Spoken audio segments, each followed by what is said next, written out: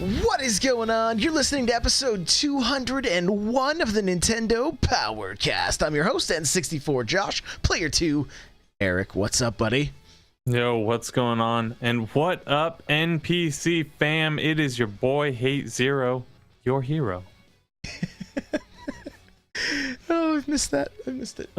The music you just heard, guys, was from On Being Human. You can check them out on Spotify and YouTube. This is an unofficial Nintendo podcast. And if you'd like to get yourself a free book from Audible, go to audibletrial.com/NPC. Pick up something awesome like Blood, Sweat, and Pixels. The chair I'm sitting in is from OPC. Go to n64josh.com/OPC to automatically save $10 at checkout. With that, we're going to get to the announcements. Hey, listen! All right. Well, hey, Scott the Geek from the Discord has created a forum called turtlekickers.com. And so if you like to use forums, you can go check this one out. It's still all fresh and new, and there's not a whole lot of people there. So if you want to play, do your part to kind of kick this thing off, turtlekickers.com. I have a link in the show notes here. You can check it out. I do want to remind you guys we have a giveaway for a $50 eShop card. I have teamed up with Captain Dangerous. You guys remember she was on a few episodes ago. She is the amazing toy photographer. And so if you go to n64josh.com/giveaway, all the details are there. And if you go to n64josh.com/calendar, you'll see my streaming schedule, the community game nights, all that stuff. n64josh.com/calendar. Just to stay in the know. And I do want to say I've been doing some testing, and I know I have a handful of people that have asked me, like, hey, what is the best way for me to stay connected with you and your content and that kind of stuff, like when videos go out and articles, that kind of stuff. And what I've actually found is the best place is there's going to be two places, either n64josh.com/r, which is the subreddit, or the Facebook group. Everywhere else, it all kind of just ends up, you don't see it all that much. You'd think Discord, it's not Discord. Discord is not the best place for that kind of stuff. So if you want, and the only reason I bring it up is because I have had some people ask me, like, hey, how can I know when a new article goes out? Well, the best two places is the Facebook group, n64josh.com/Facebook group, or the subreddit. Those are the two places that stuff gets posted, that is not stuck behind a paywall or things like that. Because I could post it on my Facebook page, and Facebook says, hey, you want your people to see this? Then go ahead and pay us. That's how that works. Twitter, unfortunately, can kind of just be noise. It's best for conversation versus just sharing content.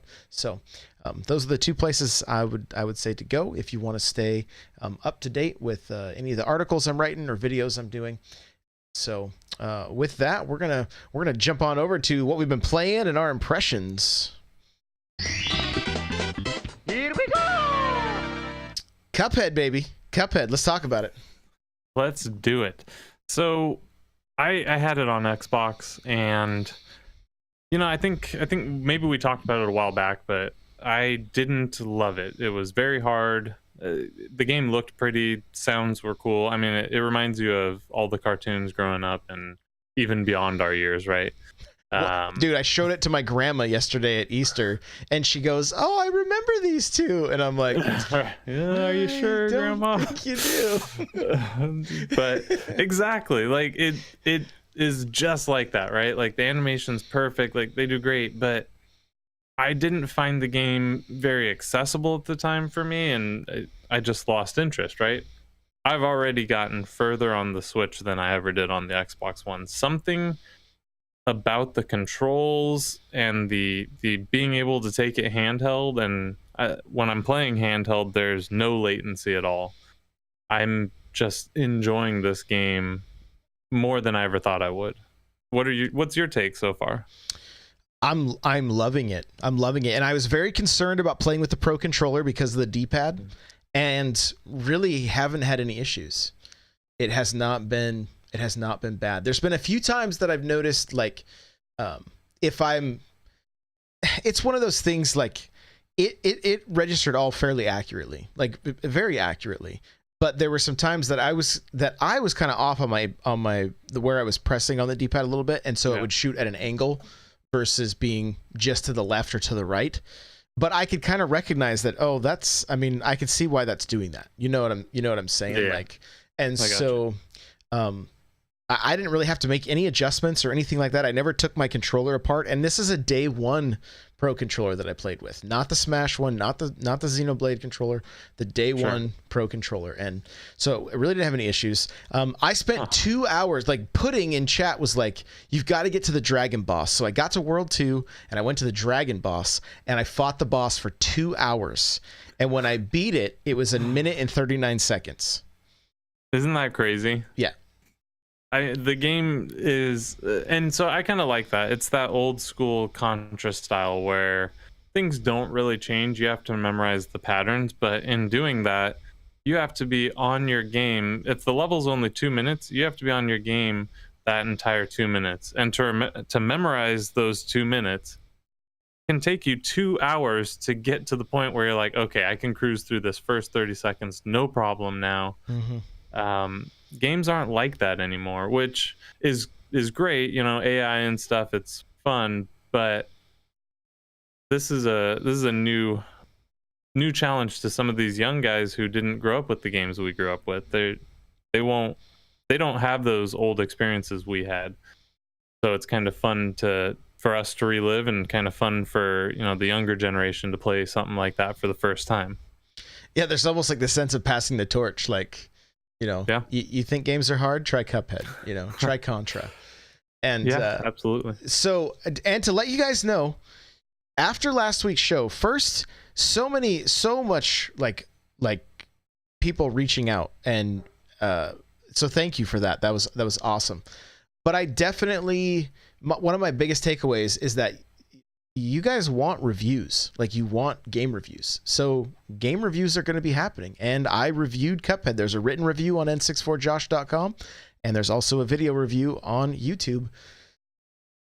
Again, I'm going to do my best to try to play all the way through these games, but there's going to be times that that's not going to happen. And so you're just going to have to, that's just going to be part of the compromise that we have to make, because I'm going to do my best. But again, as a, you know, trying to beat so many games, it can be pretty tough. I'm working on the new SteamWorld game that's going to be coming out this week, and so I will have a full review for that on the 24th. Okay, but as far as Cuphead goes, I gave it a 9 out of 10, and the only thing that I felt really was holding it back is just that difficulty. Now, I personally love that difficulty. For me, like, I think it's great, but and I've heard people talk about it like, man, this game's hard, you know. It's hard, and really what it boils down to is it looks so frantic, right? And so I want to give you guys just a few pointers if I can, and some of this may be obvious and some of it you maybe haven't picked up on, but one of the things worth noting is there's almost always an audio cue for certain things. So for instance, if you fought the candy boss, the lady that's in the candy castle or whatever, the little jelly bean that comes running out with his sword and shield, there's a little chime that plays right before he shows up. So if you're focused on the boss, but you hear that noise, you know, hey, I got to be watching for this, because he's going to be running across the stage now, right? The same is true with like the dragon that I fought forever. When his tail's going to come up and strike her, when it peeks up through the clouds, it makes a little chime that you can hear. And so the audio cues are very, very important. The other thing is what I feel like what this game does is it almost forces you to play very quickly. And so because of that, there's often mistakes that are made in the inputs, and so you're trying to frantically dodge things, and then you miss the patterns, right? I've seen some people talking about the frog bosses and how they're having a hard time like getting the patterns down for the third phase of that boss. And it's one of those things that once it clicks for you, it's actually going to be pretty easy. It's just a matter of kind of like getting comfortable with running that phase. And then once you do it, you'll be good. But you may have to like take a breath, take a break. You know what I mean? Did you find it similar where it was like, okay, I need to just take a break from this? Oh, for sure. Yeah, the frog bosses, yeah, I mean, it got to the point where I could get through the first and second stage pretty well, but I was just getting worked over on the third portion. So I put the Switch down, went and did something else for a little while, came back over it, and luckily, you don't forget the things from the first two phases, so you can just blow right past those. You're not frustrated anymore, so it kind of all just registers. And I think after putting it down, I beat it first try. Yep. So yeah, that's definitely great advice. The other thing that the game doesn't really explain to you well, at least from what I've seen and what I'm doing, don't spend your money on the heart upgrades. That weakens your damage. It's going to make everything much harder for you. The 3 life seems like it's, or the 3 hits till you're dead seems like it's really hard to get around. But when you upgrade to 4 or 5, it makes your damage pretty weak, and that's going to make everything take longer. Yeah, the two things I'm running are the your special ability just fills up over time, and the spread shot. Those are the two. Yeah. Those are the two that were recommended to me while I was streaming, and so that's what I've stuck with. And the other thing too is then, so your spread shot, it doesn't go very far, right? It's got a short range, and so you've got to be ready to, like, when I finally beat that, I got stuck on that candy boss, which I remember the first time I beat that on Xbox. I don't think it took me as long. I think it took me longer this time, and I kept getting to where I had her to about 1 hit. And again, it was one of those things, I wasn't dodging that head that she would throw out. I was frantically moving, trying to get shots, and not really. And then the last time I beat her, I just made sure just to avoiding the head was priority 1, and then getting shots in when I could. But you can't, it's much easier to hit her with your base weapon, right? Your starting weapon, because it has so much more range than the spread. Whereas like some of the earlier bosses in those first few phases, especially the gumball machine, when he comes running out, like, the spread shot was what I used all day, because it does more damage over a quicker amount of time when you're hitting all 3 shots, right? So you just got to play and find out what your, what works best for you. But I mean, I know. And so I also played handheld, runs great handheld, runs great docked. And I use the Hori D-pad for that. I have the Zelda D-pad, and it worked great. It worked great. What's crazy? I haven't even used a D-pad yet.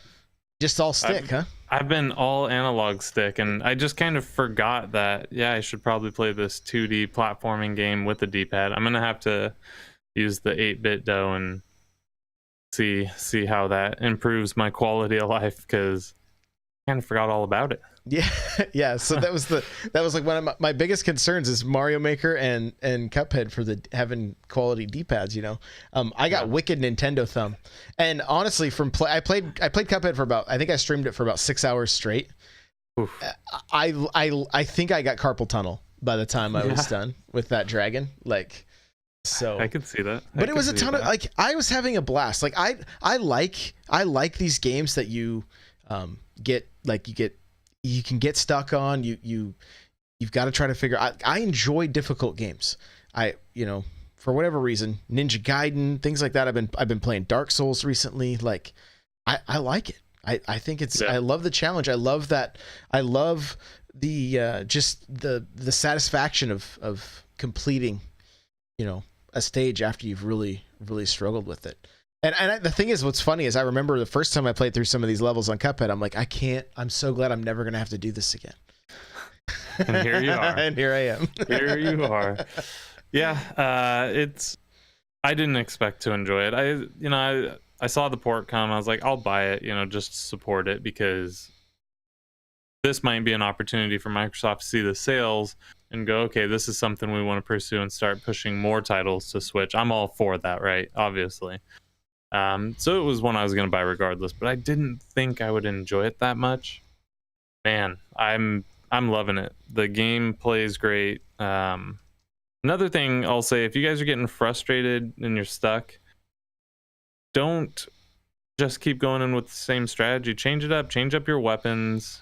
Change on the fly. You can map any of the buttons to whatever you like. So map the change button to something that's comfortable to you, so you can go from the spread shot to the pea shooter at a moment's notice. Because in certain boss battles, there's times where you're close and there's times where you're far away.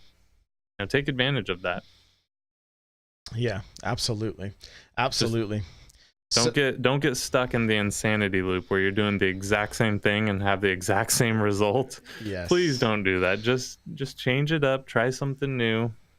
So yeah. Oh, good call there for sure. So let's see here. I think we're gonna move on to the news. You ready? Yeah.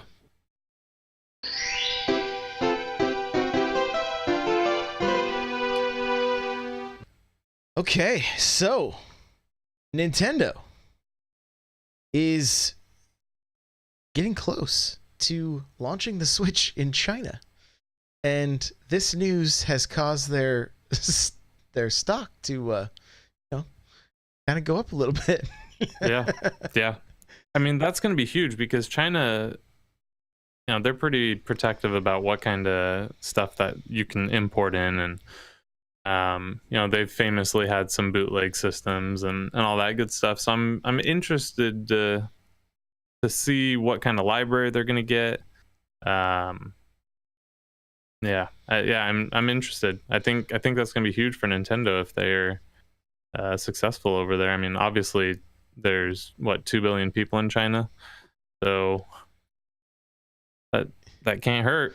No, it definitely cannot. And I want to get the link open here that from Nintendo Life, just to kind of get a little more detail on this. But I mean, the potential for just the amount of sales, like this is really a good thing.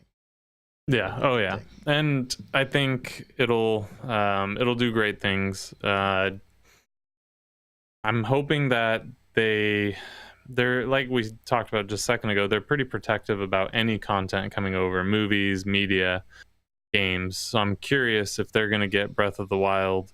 If they are able to get Breath of the Wild over there, that game's going to sell 1 billion copies. Like, it's just amazing. I'm so excited for all these people who get to play Breath of the Wild for the first time. I wish it was me again. So it looks like this came to us from Wall Street Journal, I believe. I'm looking at Nintendo Life right now. I'll put that link in the show notes here. But it looks like Tencent, which I'm not real familiar. There's a partnership with Tencent Holdings, one of China's biggest tech and gaming companies. Okay, in the latest update, Tencent has now been given approval to start selling Super Mario Bros. U Deluxe Switch bundle in mainland China. So that's Switch bundles. Yeah, that's gonna be huge. It's good stuff. So, and let's see, the news has resulted in Nintendo shares surging by more than 13%. This was the highest they've been since October 18th last year. So, yeah. Wow. So yeah, that's and that was right on the front end of Smash coming out too. So I mean, that was a great time for Nintendo. The crazy thing is like, do you think this has the potential to make New Super Mario Bros. U Deluxe the best-selling game on the Switch? Immediately, yeah. I mean, is that the bundle? Did they say that was the bundle? Yeah, they've now has now been given the approval to start selling New Super Mario Bros. U Deluxe Switch bundle in mainland China. So, well then, yeah. I mean, that depending on how many units they can get over there, that immediately becomes the best-selling game of all time. I mean, you gotta. Yeah, I mean, realistically, that also helps Nintendo reach ridiculous Switch numbers. That they've got to be over 20 million by now, right? Did they ever say if they hit that goal? I'm sure they have. I believe this at this point, like right now, we're probably sitting right around 40 to 41 million. Yeah, that's so. Add another 50 million from China, maybe, hopefully. I mean, we have no idea what the import costs are going to be. It might be just way too expensive for anyone to get their hands on, so we'll see. But it's not going to hurt Nintendo. It's only going to do good things. They're also talking about investors are also hoping Nintendo can eventually release its smartphone games within the market by getting Tencent to help them develop a mobile strategy. So that would also be big, because like games like Fire Emblem and stuff are making money hand over fist. So let's see here. Crazy. The Labo VR, Mario Odyssey, and Breath of the Wild updates, they roll out on the 25th. Okay, Nintendo put up a video, and Odyssey is just kind of a little bite size. Like, they kind of make it very clear. It's just kind of a little bite size.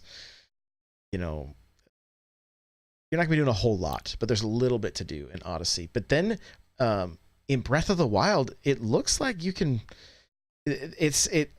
What it says is that the pre-rendered cutscenes will not be in, like, they don't change.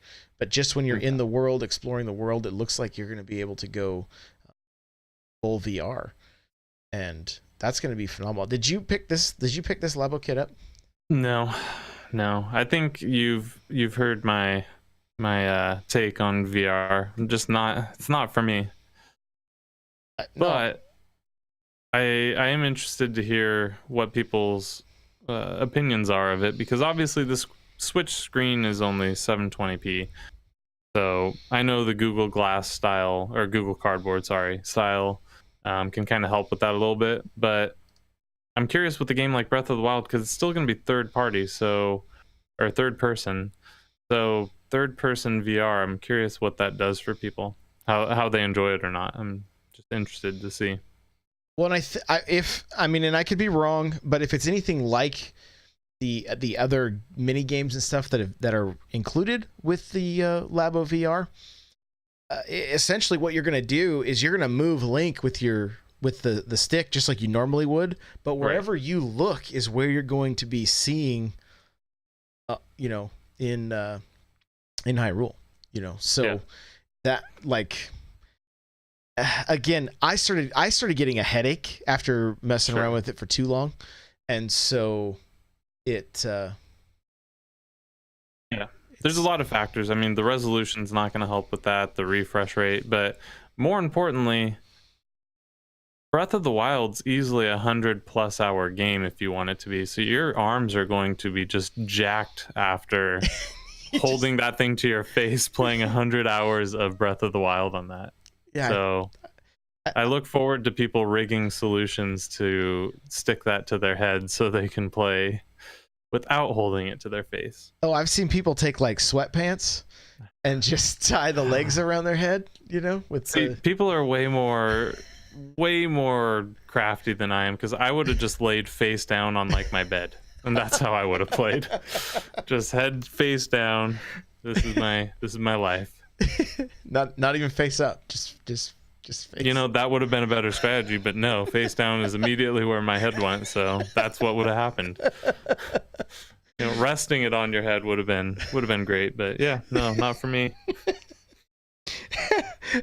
Heads down says where smell, nerds.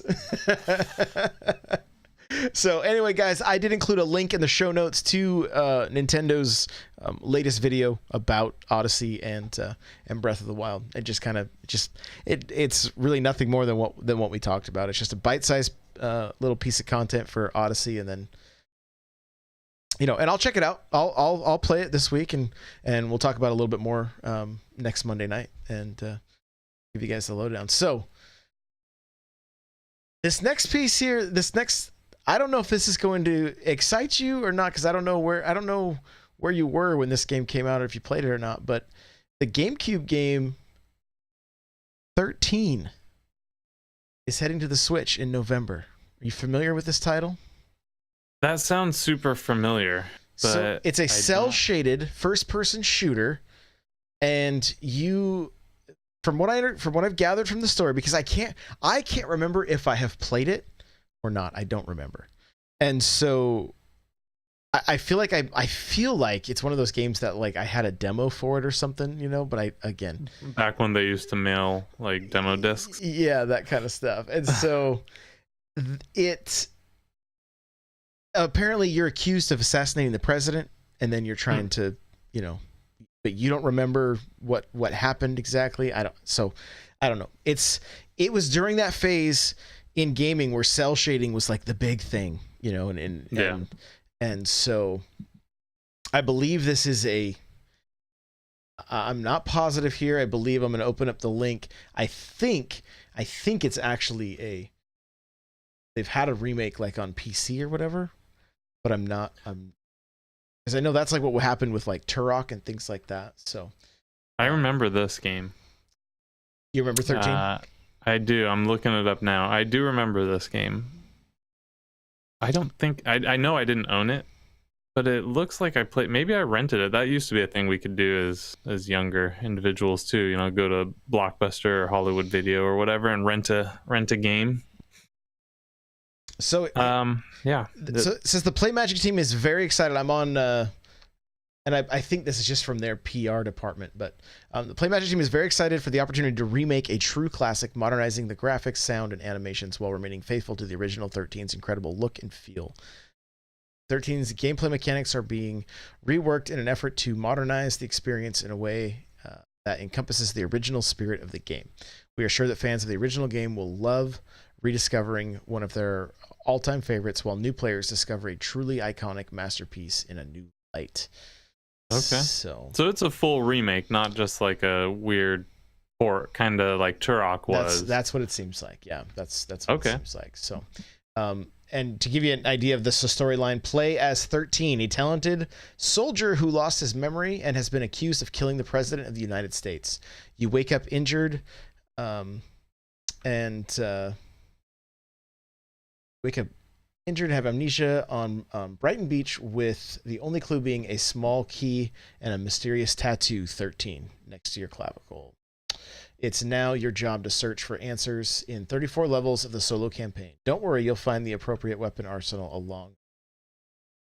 So, sign me up. Sounds cool. I'm good with any shooters we can get on the Switch. You know. Same. That's going to be here on November 13th. So, well, fitting for it. Yeah. Right. So, yeah, there you go. Sounds good. That's the last little bit of news. We're gonna get on over to our talking points now. Okay, well, the Game Boy turned 30 years old. Insane. Insane. When did this happen? You know, like, they grow up so quick. They do. It was just yesterday when it turned old enough to drink. That's right.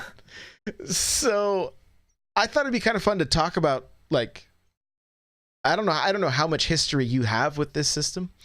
I have a fair amount of history with it, and so I thought it'd be kind of fun to kind of just take a trip down memory lane, and maybe even talk about like some of the marketing and the things like that. Like even just remember the box that these things came in that were like it was black with like neon, like everything kind of looked like like there was neon hands holding the Game Boy, and it was just like, I remember walking into like Toys R Us or wherever, and I wanted one of these things so bad. And I honestly, I don't know, like at the price point it was at, I don't know why my parents never pulled the trigger for me. I really don't. Probably because it was just more junk, you know. Parents, none of this was marketed to them. You know, if they're watching like 60 Minutes or the Andy Griffith Show, they're not seeing commercials for the Game Boy, right? You know, they're seeing their stuff. So we're just like, Mom, Dad, you got to get me this thing. They're like, yeah, whatever. Like, go away. This thing's too expensive. Like, what is it? If they're watching 60 Minutes, they're probably seeing news reports about how video games are rotting our brains. And, well, even worse. You know, all that stuff, because that was definitely a thing. I have an article in the works, actually, that's like, it just highlights old news broadcasts that talk about how video games are messing up kids and you know, how angry people were that the Super Nintendo was a thing and they couldn't play the old games in it. Like just seeing there's this one lady, she's like, I will not buy this thing. Like this is ridiculous. You know? I was like, oh boy, how far we've come since then. Yeah. That's awesome.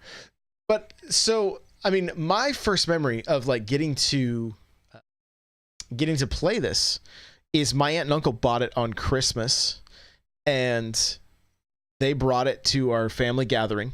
And I remember we did the link cable, and you could be Mario and Luigi in Tetris, right?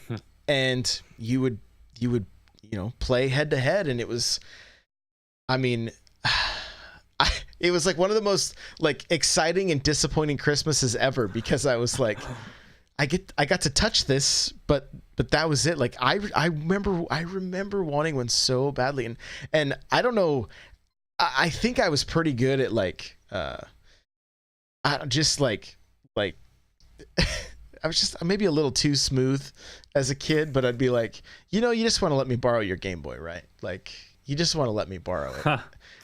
And they're You're like, that kid. Well, I don't really want, and I'm like, I think you do. And they're like, all right, but only. Were they afraid? Were you bullying them into letting you borrow it? I'm gonna say no. I was more of like I think I was going more for the guilt, versus the brute force. Like I was just kind of guilting them into it. Like, I don't have anything fun, right? And this would be some fun in my life. Like I'm gonna have to go back to the farm. Like you already have a NES, right? Like, can I just, you don't need both those. You can't possibly play both. Don't you have an NES? Yeah, but I don't have Tetris, or I don't have Super Mario Land, or I don't have Metroid 2. And so, and then of course I would forget it. They're like, "Dad, would you bring my Game Boy?" I was like, "Oh, I left it at home. Sorry, I'll have to bring it tomorrow." That ensured that I had a few more evenings with the Game Boy, right? And so the worst. And they even had the Light Boy and everything, right? So I'm like, because I had a 45-minute limit, so this was like the key to freedom for me. I would go into my closet in my bedroom, just close the closet doors, fire up the Light Boy.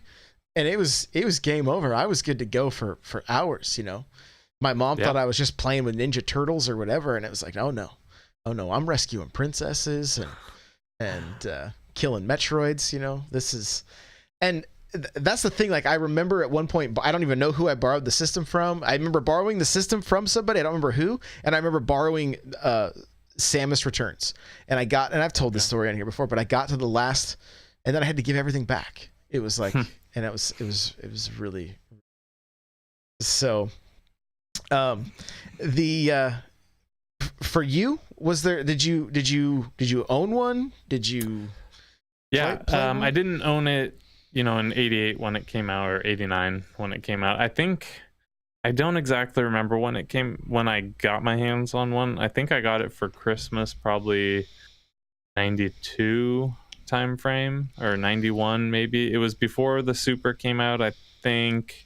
My memory's on kind of fuzzy on when I got it, but I got Super Mario Land, I got Tetris. Those were the only two games for launch, right? So that Christmas, that's all I played. The songs from both of those are permanently etched in my brain for the rest of my life.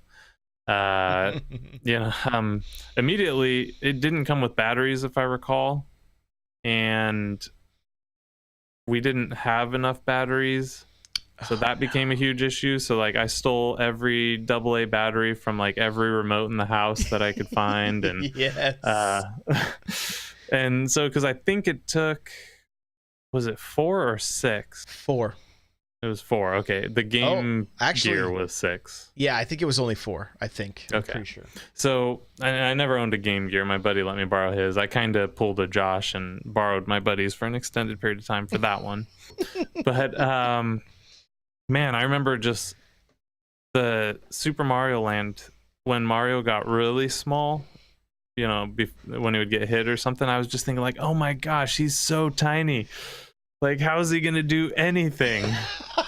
and then when he got into, like, he goes into that ship or whatever, or it's a submarine. I don't even remember now. It's been so many years. Yeah, there's a plane and a submarine. Okay. Man, like Mario's doing crazy stuff. Like that blew my little kid mind. And then, a little bit down the road, I did get the Ninja Turtle game. Fall of the Foot Clan? Fall of the Foot Clan? Yes. Yeah, game over, man. Game over. I loved it. And I didn't have a Light Boy. So, I was always trying to play under a desk lamp or just any solution I could to try to see this dang screen.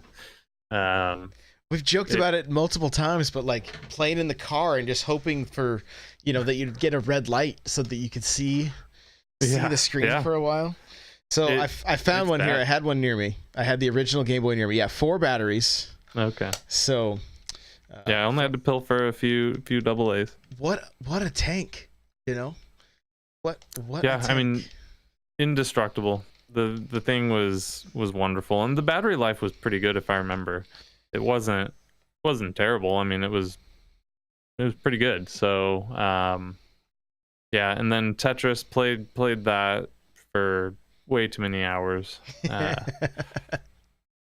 You'd go in and boost it to 100 or whatever, and it's like so fast you can't do anything. You're like, oh my goodness. It was a blast. I loved the Game Boy. Eventually I got into Pokemon Red, which that was the first RPG I had played as a kid, if you want to call it an RPG, that style, and that kind of set the tone for me. That's because of that game I started enjoying those style turn-based games that I otherwise would have thought were boring. Like, I don't want to read. I just want to jump and shoot stuff, and So, yeah, a ton of good memories. Crawler saying NOA in New York has an OG Game Boy that lived through the Gulf War and it still works. Yeah, I've seen that thing. Like, it's pretty messed up. But the thing that I remember a lot of times is the school bus ride, right? That's where I got to experience Kirby for the first time, and I think even Mega Man for the first time. And I remember somebody did have the Fall of the Foot Clan, and I was like, oh my gosh, I have to be able to play this, all the way through, because I mean, it was a Turtles game, man. Honestly, and the thing is, like, before I even started, I think it was shortly after I started collecting. I came across a copy of Fall of the Foot Clan, and I was like, oh yeah, I gotta have this one. Okay. There's actually a second Turtles game, I believe, on the Game Boy as well. I think there was. I think that one it must have came near the end of the life, or I didn't get it for whatever reason, so I must have moved on to my Super Nintendo. And once I played Super Nintendo Turtles in Time, like, that's the only thing I ever wanted to play again. At that point, that was the greatest game ever made. Oh yeah. And there's what's interesting is, because I've always loved Turtles games. So the Game Boy Advance TMNT plays very similar to Turtles in Time or the arcade game, very similar play style. And so that was one that I was always that like I got into it's been in my collection, even though like there were times I didn't have a Game Boy or Game Boy Advance or anything. That game somehow it stayed with me. I still have it, and it's actually pretty fun as well. But that's funny. But yeah, I mean, I remember playing at my aunt and uncle's. They had a ton of different games. One of the games I played a lot was Prince of Persia. That was one that my uncle had. Gargoyle's Quest was another one. That's I believe it's a Capcom title.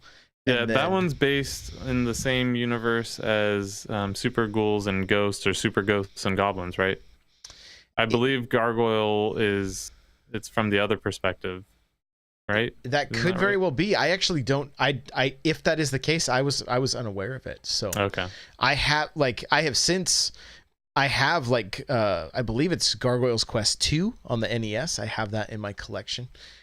But that was pretty fun. And the sprites were how Mario's sprite was so tiny, like you were saying. Right. And then you finally got into like the 6 golden coins, where his sprite was just massive, and it was like, oh, this is it, And actually, yesterday for Easter, I tweeted out and posted in the Discord a picture of Mario with those rabbit ears. That was my the happy Easter post, right? So, but another great, but hard, man. Some of these Game Boy games, like it was like, oh, there's 4 worlds. Yeah, good luck, right? Like they were pretty difficult. 6 golden coins, especially the final area, like getting to Wario and whatnot. Yeah, that was no joke. That one was tough. So I did play that one. I think that might have been one of the last Game Boy games I played. What really bums me out is I never played Link's Awakening. And to a lot of people, it's their favorite, Zelda game. Well, some people. So I'm excited for the remake because of that. But yeah, I never got to play that. I never had a Game Boy Color either, so I was just black and white, and then eventually I got a Game Boy Advance. I skipped over the color, not by choice, just because my parents say, you already have a Game Boy. Like, no, you don't understand. I don't have a Game Boy. I have this other junk thing. I need the new Game Boy.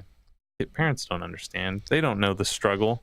You can't go to school with a regular Game Boy when everyone's rocking these new Game Boy Color Pocket editions, and like, what am I supposed to do with that? Like, get out of here. Exactly. Yeah. I totally get it. So one of the things I've come across is like I think it was like a Nintendo customer service training video, and this guy brings in a Game Boy and he's like, I turn it on, nothing happens. And the guy's like, all right, well, let me see it, and I saw this just random off my feed and on YouTube. Yeah, so it's like he the guy behind the counter turns it on. He's like, oh, it's on. It made the sound. The light's on. He's like, let's go ahead and turn the contrast up. And then there's the picture. The guy's like, oh, okay, yeah, good, okay, sweet, yeah, I'll see you later. I'm out of here. So. Here's a question. Why didn't they adjust it to where you couldn't max the contrast out to where you see nothing? Obviously you can't play any game in that fashion, so why didn't Nintendo put some left and right limits on that? It's a good question. I don't know. Because sure. Yeah, I mean, that would happen all the time. You're like, oh, I can't see anything, and then you adjust it. But really, did any game really need contrast outside of like the one setting you find that's perfect and that's all you ever use? I don't think so, but yeah. A couple other games that I used to play a lot that I really liked were Quarth was a game, and it was kind of like it was kind of like Tetris in a way, but it was almost like reverse Tetris, and all you had was squares that you shot. And what you would try to do is, like, if an L shape was coming down at you, you would want to hit, you would want to complete basically complete the rectangle, and that would make it disappear. And then you could get upgrades, and you could use different ships, and all you could do is move left to right, and the stage is coming down, and you're just trying to complete these rectangles or squares. And that was kind of, and they were kind of stacked around each other, like you couldn't hit all of them at once. It was like you had to complete this rectangle and then this one and then this one, and it would kind of, it was basically a puzzle game. It's like $2 on the DS if anybody wants to try it. It's actually pretty addicting and pretty fun. So I actually I do recommend looking at. But the other one was Alleyway, which was a Breakout clone. And Breakout was, very popular in the arcade, and you played as this little, you had a little ship at the bottom, and I remember Mario was in this little ship, controlling it with levers, and all you did was move left and right, and the ball came down, and then you would hit it, and it would take bricks out. And some of the bonus stages were like an 8-bit Mario, and the ball wouldn't stop when it hit the bricks; it would just go all the way through them. And that was another game that I just had so much fun with. Like, I could play Alleyway like ever. Yeah, just really enjoyed it. Two more I played a lot growing up. I think it was the first DuckTales, not the second. I played that a lot. I mean, I loved DuckTales growing up. What kid didn't, right? But that game, if I remember correctly, it was a pretty decent port of the NES DuckTales, and so I loved it. Then the other one was also a port of the NES, but Batman the video game. Oh yeah. I played that. And you know, if you ever play the NES version of these, you know, dropping it down to the handheld and monochrome really leaves much to be desired. But you know, back then, like being able to play anything handheld like that was just mind-blowing to us. So it was a blast. You know how excited I was to play Mortal Kombat? It was In what fashion? Arcade or no, on the Game Boy.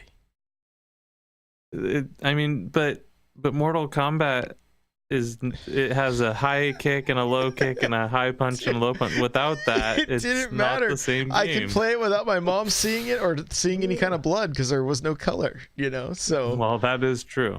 like, I mean, yeah, it was rough. I don't even know. I remember like, okay, get the Nintendo Power out. I'm showing you guys finishing moves, and all the kids on the bus would gather around, and we would pull off the finishing moves. But you know, two buttons. It was rough. It was rough. And I'm pretty sure I played it as well. Because I mean, I remember what it looked like, and I don't think I owned it, but I'm sure my buddies did. One thing that stopped happening at some point, but back then, you could pretty much assume any game that was pretty well recognized was going to get a Game Boy port. If the game was on the NES and it was pretty decent, it's going to get a Game Boy port. And they stopped doing that. You know, with Game Boy Advance, it happened less.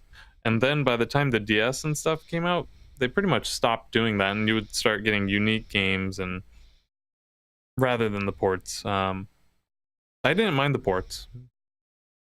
I didn't either. I mean, like I said, it was the first time I experienced Kirby, that the first time I experienced Mega Man, and I thought they were great.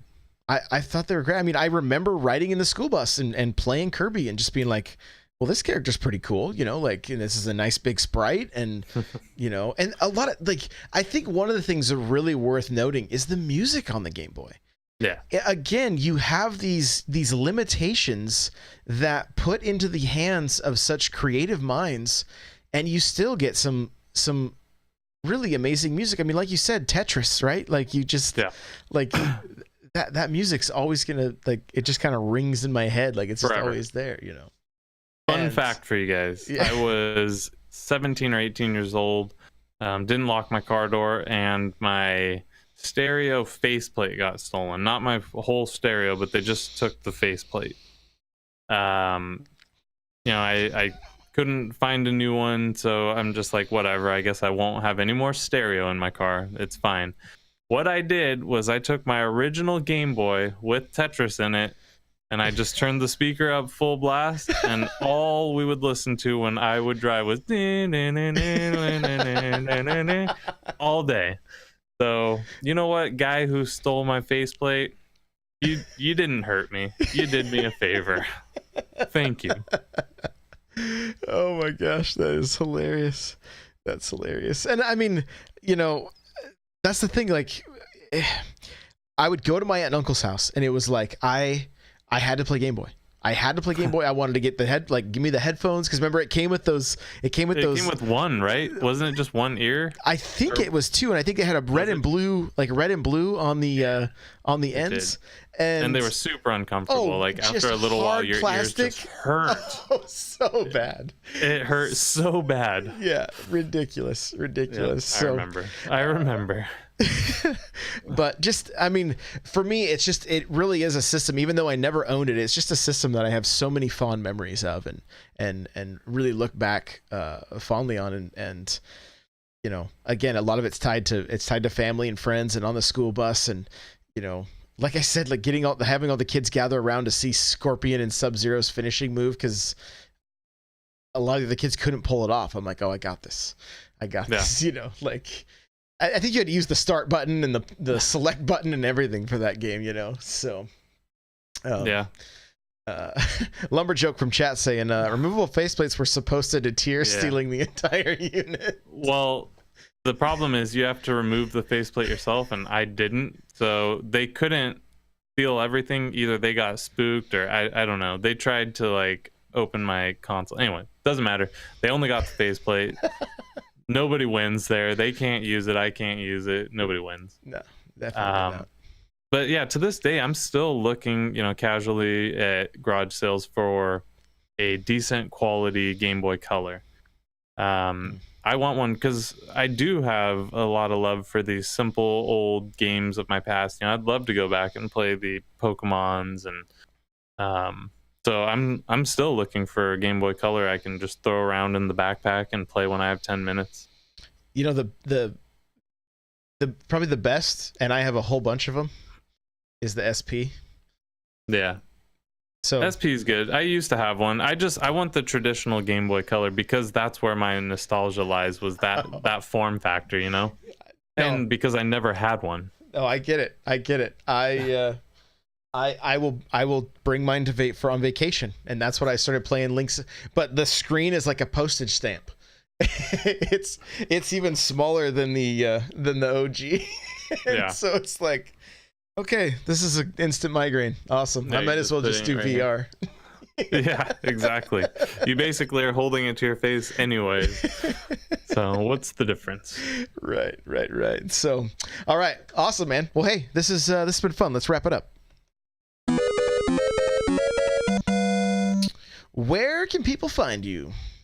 You will find me on Twitter drinking some Perrier, hate zero with an X. You will find me on Discord. You'll find me on here at Monday nights, hopefully around 8ish. We'll get the time figured out. What else? Anywhere I am, it's all hate zero. Yeah, he's still got to stream some horse stables. One of these days. Yeah. I got that coming. It's coming. And also, yeah, you want to hit me up on Xbox or Switch. My gamer tag on Switch is hate0, but that's not what my friend's code is, unfortunately. But on Xbox, you can hit me up at hate0. There you go, guys. You can follow me on Twitter, Twitch, Facebook, Snapchat, Instagram, all the places. It's at N64Josh, and I do try to put up quite a bit of I just call it like micro content. Like, you're gonna see me pull off some stuff in Mario Kart that's either gonna be really impressive or really, really bad. So one of the two things. So you're either gonna be hopefully you'll be wowed, or else you're just gonna laugh at me for being a knucklehead, which that's more than likely what's gonna be happening. So like today, I had mushrooms stolen from me right as I was going over a shortcut, and I just slammed into a giant block of cheese on the map and just stayed there.